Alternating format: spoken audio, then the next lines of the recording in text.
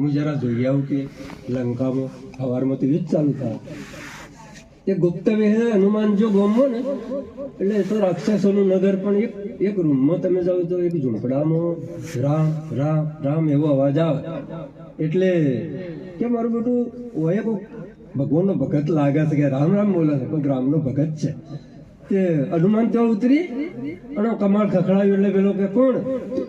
કે ભાઈ હું રામનો ભગત હનુમાન. એટલે પેલા નોમ તો સાંભળેલું કરો અમને કોઈ ભગત છે હનુમાન નામનો. તે પેલો કમાળ ઉગાડે અને પગ પકડી લીધા. વિભીષણ આવી હનુમાનના પગ પકડી જાય કે બાપુ મારા માથા હાથ મેલો.